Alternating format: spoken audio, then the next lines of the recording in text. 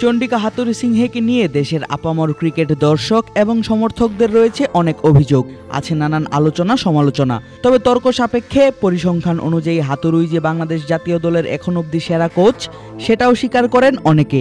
দ্বিতীয়বারের মতো বাংলাদেশ জাতীয় দলের প্রধান কোচের দায়িত্ব পালন করছেন এই লঙ্কান কোচ। 2023 সালের 20 ফেব্রুয়ারি দেশে এসে 2 বছরের জন্য গ্রহণ করেন দায়িত্ব। এর আগে 2014 সালের জুন থেকে 2017 সালের অক্টোবর পর্যন্ত বাংলাদেশ জাতীয় দলের প্রধান কোচ ছিলেন তিনি। কিন্তু 2017 সালে চুক্তির মাঝপথেই হাথুরু হঠাৎ কেন চলে গিয়েছিলেন টাইগারদের ছেড়ে? এমন প্রশ্ন হাথুরুকে নিয়ে উঠেছে বহুবার। দর্শকদের ধারণা ছিল কয়েকজন সিনিয়র ক্রিকেটারের সঙ্গে বাজে সম্পর্কের কারণেই বাংলাদেশ ছেড়েছিলেন এই লঙ্কান কোচ। অবশেষে প্রায় 8 বছর পর জানা গেল সে প্রশ্নের উত্তর। জানালেন তিনি নিজেই। ইউটিউবের একটি পডকাস্টে লম্বা সময় কথা বলেন সাকিব মুশফিকদের গুরু। এক পর্যায়ে জানান নিজের দেশের ক্রিকেটকে বাঁচাতেই লঙ্কান ক্রিকেট দলের হাল ধরেছিলেন তিনি। শ্রীলঙ্কা ক্রিকেট সেই সময়টায় খুব বাজে পরিস্থিতির ভিতর দিয়ে যাচ্ছিল। বোর্ডের দুর্নীতি, ম্যাচ ফিক্সিং সহ নানা ধরনের গুজব ভেসে বেড়াচ্ছিল।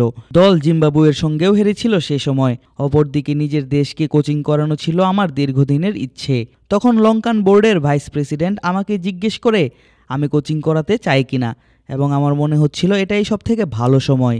এই দুটি কারণেই আমি শ্রীলঙ্কায় কোচিং করাতে গিয়েছিলাম। 2014 থেকে 2017 সালে হাথুরুর সময়ে বাংলাদেশ ক্রিকেটের কিছু বড় পরিবর্তন ঘটে। কোচ হিসেবে উল্লেখযোগ্য বেশ কিছু সাফল্য আনেন তিনি। বিশেষ করে দলের খেলার ধরন, শরীরী ভাষায় তিনি নিয়ে আসেন বদল। তার সময়েই ওয়ানডে ক্রিকেটে বড় দলগুলোর সঙ্গে সিরিজ জেতা শুরু করে বাংলাদেশ। তবে শেষ দিকটায় কয়েকজন ক্রিকেটারের সঙ্গে তার সম্পর্কের অবনতি আসে আলোচনায়। বাংলাদেশে আসার আগে 2011 থেকে 2014 সাল পর্যন্ত সাউথ ওয়েলসের সহকারী কোচের ভূমিকা পালন করেন হাথুরু। সেই দায়িত্ব ছেড়ে দিয়ে বাংলাদেশ দলের প্রধান কোচ হন তিনি। বাংলাদেশ দলের দায়িত্ব ছেড়ে দিয়ে নিজের মাতৃভূমি শ্রীলঙ্কার প্রধান কোচের দায়িত্ব পালন করেন তিনি।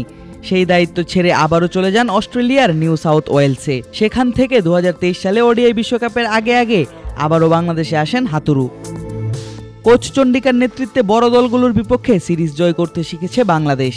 শেষ 8 টেস্টের 5টিতেই জয় পেয়েছে দল। 19 সেপ্টেম্বর থেকে ভারত সিরিজ, তার পরপরই দক্ষিণ আফ্রিকা এবং ওয়েস্ট ইন্ডিজ সিরিজ। হাথুরুর সঙ্গে বাংলাদেশ ক্রিকেট বোর্ডের চুক্তির বাকি আর মাত্র 6 মাস। যদিও বোর্ডে নানা সময় শোনা গিয়েছে তাকে বাদ দেওয়ার গুঞ্জন।